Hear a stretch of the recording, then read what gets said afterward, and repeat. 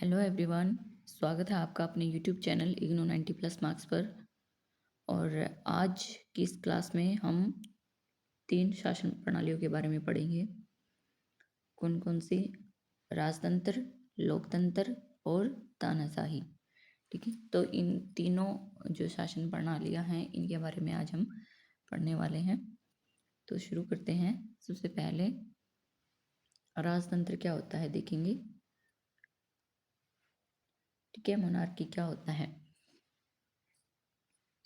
कि राजतंत्र जो है ऐसी शासन प्रणाली है जिसमें सत्ता एक ही व्यक्ति यानी कि या तो राजा या मतलब जहाँ पर राजा बना है या रानी बनी है तो डिपेंड करता है टाइम के अकॉर्डिंग। ठीक है, तो जहाँ पर एक व्यक्ति के पास जो है सत्ता होती है, ठीक है, एक व्यक्ति के हाथों में जो है पावर होती है, सत्ता होती है, वहाँ उसको जो है राजतंत्र कहा जाता है।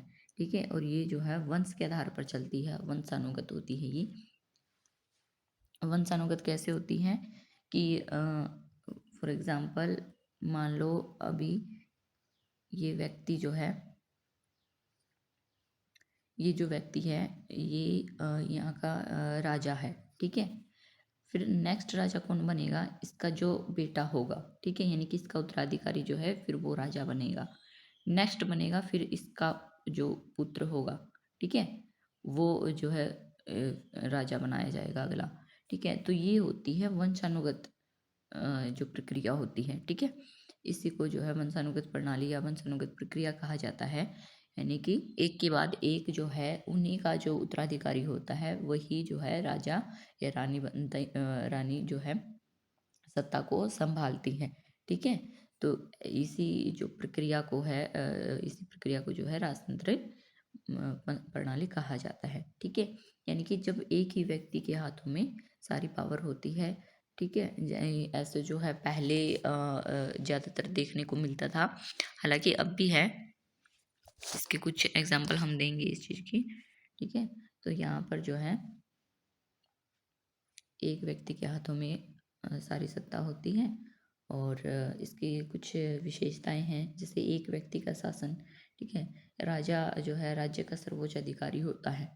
ठीक है, पूरा जो राज्य है ये जनता है सारी। ठीक है, और इसका जो सारी जो कारोबार है, जो भी कार्य किए जाने हैं इसके अंदर, ठीक है, वो सारी जो शक्तियाँ होती है वो किसके पास होती हैं?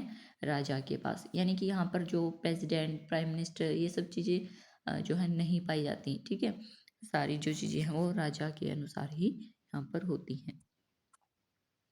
और नेक्स्ट है वंशानुगत उत्तराधिकार, यानी कि सत्ता जो है परिवार के सदस्यों को मिलती है। ठीक है, यहाँ पर ना तो कोई इलेक्शन होते हैं। ठीक है, जैसे लोकतंत्र में इलेक्शन के माध्यम से जो है हम अपने जनता अपने प्रतिनिधियों का चुनाव करके जो अपना प्राइम मिनिस्टर या अपना प्रतिनिधियों का चुनाव करके अपने नेता का चुनाव करते हैं, है ना। तो ऐसा जो है राजतंत्र में नहीं होता, ना कोई इलेक्शन होता है। ठीक है, जो सीधा जो सत्ता है वो जो है एक के बाद एक अपने ही उत्तराधिकारी को वो देते हैं। ठीक है, उन्हीं के यानी कि एक ही परिवार में जो है सत्ता जो है निरंतर चलती रहती है। ठीक है, तो कुछ देशों में क्या होता है, पूर्ण राजतंत्र पाया जाता है, पूरी शक्ति जो है राजा के हाथों में होती है। यानी कि कुछ देश ऐसे होते हैं जहाँ पर कुछ संसद भी पाई जाती है, कुछ ठीक है, प्रधानमंत्री भी होते हैं। ठीक है, उसको हम बोलते हैं संवैधानिक राजतंत्र। लेकिन कुछ देश ऐसे होते हैं जहाँ पर जो है संसद वगैरह कुछ नहीं होती है। ठीक है, ना कोई प्रधानमंत्री, ना कोई प्रेसिडेंट, ठीक है, ना कोई पार्लियामेंट्री। तो ऐसा कोई सिस्टम नहीं होता, वहाँ पर जो है पूर्ण राजतंत्र पाया जाता है। ठीक है, यानी कि पूरी जो शक्ति होती है वो राजा के हाथों में होती है। कुछ में संवैधानिक राजतंत्र पाया जाता है, यानी कि जहाँ पर संसद भी होती है, ठीक है, प्रधानमंत्री भी होते हैं। ठीक है, तो कुछ राजा जो है प्रतीकात्मक, यानी कि जैसे हमारे यहाँ पर प्रेसिडेंट जो है उनको एक नामात्र का मुखिया बोल दिया जाता है ना, यानी कि पावर तो है उनके पास लेकिन जो सारी पावर का जो वो अपना प्रयोग करते हैं, ठीक है, तो वो प्रधानमंत्री की सलाह पर जो है वो अपने कार्य करते हैं। तो इसी प्रकार वहाँ पर जहाँ पर संवैधानिक राजतंत्र पाया जाता है वहाँ पर जो है संसद भी पाई जाती है। ठीक है, प्रधानमंत्री के पद भी पाए जाते हैं। ठीक है, तो ये सब चीज़ें वहाँ पर पाई जाती हैं, तो ये होता है संवैधानिक राजतंत्र। लेकिन जहाँ पर ये चीज़ें नहीं पाई जाती वो होता है पूर्ण राजतंत्र। ठीक है, नेक्स्ट है, इसमें नागरिकों की भूमिका जो है सीमित रहती है, यानी कि जो भी काम होते हैं वो राजा के तहत किए जाते हैं, ठीक है। उसी को जो है सर्वोच्च रखा जाता है, यहाँ पर ना कोई कानून जो है सर्वोपरि रखा जाता है, ना कोई संविधान सर्वोपरि रखा जाता है। यहाँ पर जो है सबसे उच्च जो है सर्वोच्च जो है वो राजा है, ठीक है। तो इसी के अनुसार यहाँ पर जो है सारा काम किया जाता है। अब इसके एग्जाम्पल हैं कुछ, यानी कि कहाँ पर जो है ये चीज़ें पाई जाती हैं। राजतंत्र कहाँ पर पाया जाता है, सऊदी अरब है, ठीक है। यहाँ पर जो है पूर्ण राजतंत्र पाया जाता है। पूर्ण राजतंत्र हमने पढ़ा कि यहाँ पर पूरी शक्ति जो है राजा के हाथों में है, यानी कि यहाँ पर संसद वगैरह नहीं है, ठीक है। सब कुछ जो है राजा के तहत चलता है, ठीक है। ब्रिटेन हो गया, जापान हो गया, यहाँ पर जो है स्वैधानिक राजतंत्र पाया जाता है, ये वाला, ठीक है। स्वैधानिक राजतंत्र यानी कि यहाँ पर ब्रिटेन में हमने जो है देखा है कि संसद भी पाई जाती है, ठीक है, लेकिन वहाँ पर जो है राजा का पद भी पाया जाता है, ठीक है। तो संसद और सॉरी ब्रिटेन और जापान में क्या है, स्वैधानिक राजतंत्र है, ठीक है। और सऊदी अरब में क्या है, पूर्ण राजतंत्र है, ठीक है। तो ये इसके कुछ एग्जाम्पल थे। नेक्स्ट है लोकतंत्र। ये अब हमने पढ़ा था राजतंत्र के बारे में, अब पढ़ेंगे हम डेमोक्रेसी। लोकतंत्र क्या होता है? लोकतंत्र वह शासन प्रणाली है जिसमें सत्ता जनता के हाथों में होती है, ठीक है। किसके पास होती है? जनता के हाथों में। क्यों होती है? क्योंकि जनता जो है चुनावों के माध्यम से क्या करती है, अपने प्रतिनिधियों का चुनाव करती है, ठीक है। लोकतंत्र यानी कि जनता का शासन, लोक यानी कि जनता और तंत्र यानी कि शासन, ठीक है। जनता का शासन भी हम इसे शॉर्ट फॉर्म में कह सकते हैं, ठीक है। क्यों कहते हैं इस चीज़ को, जनता का शासन क्यों बोलते हैं हम? क्योंकि जनता जो है वोट डालकर, ठीक है, चुनावों के माध्यम से क्या करती है, स्वयं अपने प्रतिनिधियों को चुनती है, ठीक है। तो इसलिए जो है इसको लोकतंत्र कहा जाता है। और इसकी कुछ विशेषताएं हैं, जैसे जनसत्ता है, यानी कि शक्ति जो है जनता से प्राप्त होती है, यानी कि जितने भी कैंडिडेट चुने जाते हैं, जो भी प्रतिनिधि चुने जाते हैं, ठीक है, उनको क्या होता है, शक्ति कहाँ से प्राप्त होती है, यानी कि पावर कहाँ से प्राप्त होती है, वो सत्ता में कैसे आते हैं, जनता के द्वारा आते हैं सत्ता में, ठीक है, क्योंकि जनता ने उनको चुना है, इसलिए, ठीक है। तो इसमें लोकतंत्र में क्या होता है, स्वतंत्र और निष्पक्ष चुनाव होते हैं, ठीक है। जैसे हमने राजतंत्र में पढ़ा था, वहाँ पर ना कोई चुनाव होते हैं, ठीक है, ना कोई वहाँ पर प्रेसिडेंट वगैरह होते हैं, ना कोई प्राइम मिनिस्टर होता है, ठीक है। पूर्ण राजतंत्र जहाँ पर पाया जाता है। लेकिन लोकतंत्र में क्या है कि स्वतंत्र और निष्पक्ष तरीके से जो है चुनाव कराए जाते हैं और जनता द्वारा जो है प्रतिनिधियों का चुनाव किया जाता है, ठीक है। यहाँ पर जो है कानून का शासन पाया जाता है, रूल ऑफ लॉ, यानी कि कानून जो है सबसे ऊपर होता है, ठीक है। यानी कि कानून से ऊपर ना कोई व्यक्ति है, ना कोई संस्था है, ठीक है। कानून और संविधान जो है सबसे ऊपर है, ठीक है।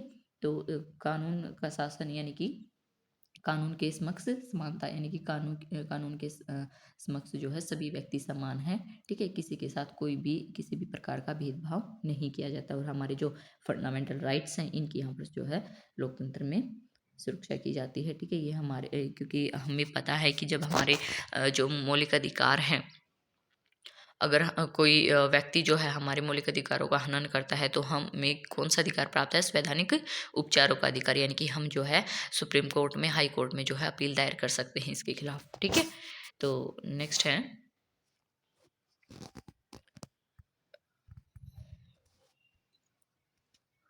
फिर होता है यहाँ पर सरकार जो है जनता के प्रति जवाबदेह होती है और परिवर्तनीय होती है। परिवर्तनीय कैसे होती है कि जब जवाबदेह होती है कि जनता ने जो है इनको खुद चुना है,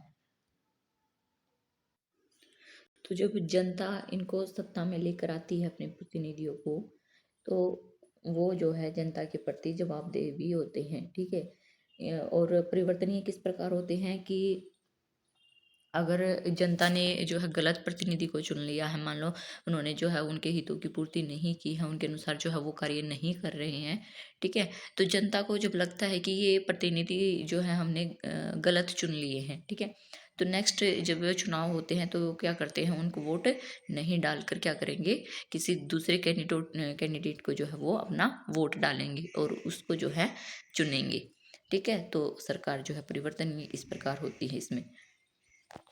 और फिर नेक्स्ट है अभिव्यक्ति की स्वतंत्रता और प्रेस की स्वतंत्रता।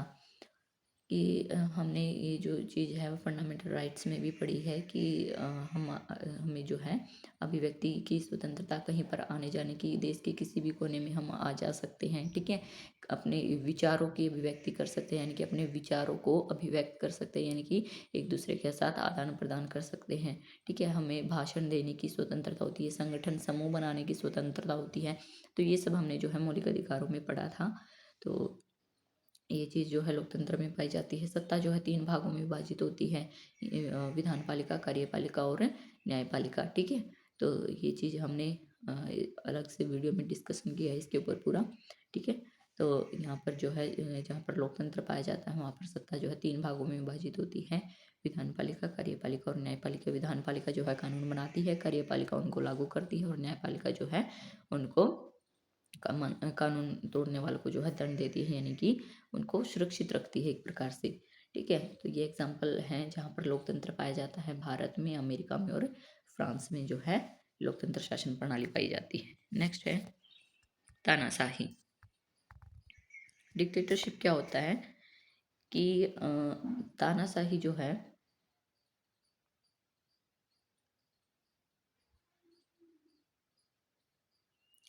ऐसी शासन प्रणाली प्रणाली होती है जिसमें सत्ता जो है किसी एक व्यक्ति या किसी छोटी राजनीतिक समूह के हाथों में, मतलब कोई ऐसा छोटा राजनीतिक समूह होता है जो उसके हाथों में केंद्रित होती है। जनता को राजनीतिक स्वतंत्रता जो है यहाँ पर नहीं होती है। यानी कि ये बात क्या कह रहा है कि जो तानाशाही शासन प्रणाली होती है उसमें जो सत्ता होती है, जो पावर होती है, वो या तो किसी एक व्यक्ति के पास भी हो सकती है या कोई ऐसा छोटा सा राजनीतिक समूह जिसमें मतलब कुछ लोग हों, ठीक है, बहुत कम जो है जिसमें नागरिक हों, ऐसा समूह उसके पास भी जो है सत्ता हो सकती है, ठीक है। तो यहाँ पर बात हो रही है कि किसी एक व्यक्ति या किसी छोटे राजनीतिक समूह के हाथों में जो है ये केंद्रित होती है सत्ता, और जनता को राजनीतिक स्वतंत्रता नहीं होती। राजनीतिक स्वतंत्रता का मतलब यहाँ पर बात ये हो रही है कि चुनाव के माध्यम से, जैसे लोकतंत्र में जनता क्या करती है, चुनाव के माध्यम से अपने प्रतिनिधियों का चुनाव स्वयं करती है ना। तो यहाँ पर जो है तानाशाही शासन प्रणाली में ऐसा नहीं होता है, ठीक है। जनता को ये जो है स्वतंत्रता नहीं होती है, ये अधिकार नहीं दिया गया है यहाँ पर कि वो जो है अपने प्रतिनिधियों को स्वयं चुन सके, ठीक है। तो इसकी कुछ विशेषताएं हैं। सत्ता का केंद्रीयकरण, यानी कि एक नेता या समूह जो है सर्वोच्च शक्ति रखता है, ठीक है, कि कोई एक व्यक्ति ऐसा होता है यहाँ पर जिसके पास सारी शक्ति जो है उसी के पास होती है, ठीक है। या कोई समूह हो सकता है, अभी हमने यहाँ पर पढ़ा है, ठीक है, कोई समूह भी हो सकता है जिसके पास जो है सत्ता केंद्रित होती है, ठीक है। चुनाव नहीं होते यहाँ पर, या नियंत्रित चुनाव होते हैं, यानी कि यहाँ पर या तो इलेक्शन होते ही नहीं हैं या होते भी हैं तो एक प्रकार से नाम मात्र के होते हैं, यानी कि नियंत्रित, जहाँ पर कंट्रोल होता है उन पर। कंट्रोल किस प्रकार, यानी कि जब पता है कि इसी व्यक्ति का यहाँ पर जो है शासन चलने वाला है, ठीक है, ना कोई इसके अपोजिट पार्टी खड़ी होगी, तो ऐसे में क्या होता है कि वो नाम मात्र चुनाव ही मन कराए जाते हैं, क्योंकि सारी जो जनता है वो इसी को जो है वोट डालेगी, ठीक है। तो इसमें क्या होता है, तानाशाही में या तो चुनाव होते ही नहीं है, अगर होते हैं तो वो नियंत्रित चुनाव प्रणाली के आधार पर होते हैं, यानी कि सभी जो जनता होती है वो उसी एक व्यक्ति को या उसी राजनीतिक समूह को जो है वोट डालते हैं, क्योंकि इसके अपोजिट पार्टी होती ही नहीं है यहाँ पर, ठीक है। तो विपक्ष की कोई भूमिका नहीं है, ठीक है। ये बात हमने पढ़ी है कि कोई अपोजिट पार्टी, कोई विपक्ष में जो है कोई दल खड़ा नहीं होता है, इसलिए इलेक्शन की कोई ज़रूरत भी नहीं है यहाँ पर, ठीक है। और फिर है मूल अधिकार जो है सीमित होते हैं या समाप्त होते हैं, ठीक है। जैसे हमें जो है कितने मौलिक अधिकार जो है सरकार द्वारा दिए गए हैं, लेकिन यहाँ पर क्या होता है, तानाशाही में जो है जनता को कोई मौलिक अधिकार नहीं है, ठीक है। और यहाँ पर जो है प्रेस और अभिव्यक्ति पर कड़ा नियंत्रण है। ये जो है एक बहुत ही इम्पोर्टेंट टॉपिक है इसका, तानाशाही का, ठीक है। कि हमें जो है, हमने मौलिक अधिकारों में भी पढ़ा है कि हमें कहीं पर भी आने जाने की, अपने विचार अभिव्यक्त करने की, ठीक है, प्रेस की स्वतंत्रता जिसे हम बोलते हैं, ठीक है। यानी कि हर एक प्रकार की जो है हमें स्वतंत्रता दी गई है, लेकिन तानाशाही में क्या है, लोगों पर इस पर जो है बहुत ही कड़ा जो है नियंत्रण रखा जाता है, यानी कि वो अपने विचारों को जो है अभिव्यक्त नहीं कर सकते हैं, ठीक है। तो यहाँ पर ये जो है बहुत ही तानाशाही तरीके से जो है ये किया जाता है। और नेक्स्ट है शासन बल, सेना और दमन के सहारे चलता है, यानी कि शासन किसके सहारे चलता है? बल यानी कि पावर के, सेना के, और मतलब दमनकारी एक नीति अपनाई जाती है वहाँ पर, ठीक है। लोगों के ऊपर जो है एक दबदबा बनाया जाता है, ठीक है, उस राजा का कह सकते हैं हम, ठीक है, जो व्यक्ति वहाँ पर सत्तारूढ़ है, जो दल है, ठीक है, उसका हम कह सकते हैं। तो वो जो है एक बहुत ही दमनकारी तरीके से जो है शासन जो है वहाँ पर चलाता है, ठीक है। तो ये एक पॉइंट है। जनता सरकार के खिलाफ आवाज़ नहीं उठा सकती, ठीक है, कि यहाँ पर जो है हमारे ख़ासकर जो हमारा इंडिया है, इसमें जो है हमें बहुत ही ये चीज़ें देखने को मिलती हैं कि अगर कोई भी ऐसा कानून या नीति बना दी जाती है जो जो है जनता उससे जो है संतुष्ट ना हो, तो उससे उसके खिलाफ क्या कर देती है जनता? आंदोलन जो है शुरू कर देती है ना? धरने रखती है अपनी माँगों को मतलब पूरा करने के लिए, किसी न किसी तरीके से सरकार पर क्या करती है? दबाव बनाने की कोशिश करती है ना? तो यहाँ पर क्या होता है, जहाँ पर तानाशाही शासन प्रणाली पाई जाती है, वहाँ पर जो है जनता सरकार के खिलाफ आवाज़ नहीं उठा सकती है। जो सरकार ने जो भी रूल बना दिया है, उसको वो जो है एज़ इट इज़ फ़ॉलो करती है, ठीक है? तो ये जो है वहाँ पर होता है, और इसके एग्ज़ाम्पल हैं, यानी कि कहाँ पर जो है ये चीज़ें देखने को मिलती हैं। उत्तर कोरिया में जो है ये तानाशाही शासन प्रणाली पाई जाती है, ठीक है? हिटलर के टाइम पर मतलब जर्मनी में भी ये चीज़ें थी, और मुसोलिनी के समय पर जो है इटली में ये चीज़ें हमें देखने को मिलती थी वहाँ पर, ठीक है? तो ये जो है हमने तीनों को यहाँ पर समझ लिया है। और अगर आपको इससे रिलेटेड कोई भी क्वेरी रहती है तो आप जो है कमेंट बॉक्स में पूछ सकते हैं। और वीडियो आपको कैसा लगा, कितना समझ में आया, ठीक है, ये आप जो है कमेंट बॉक्स में ज़रूर बताना। और वीडियो को ज़्यादा से ज़्यादा लाइक शेयर एंड सब्सक्राइब करना है, चैनल को कमेंट करना है, ठीक है फ्रेंड्स, बाय बाय।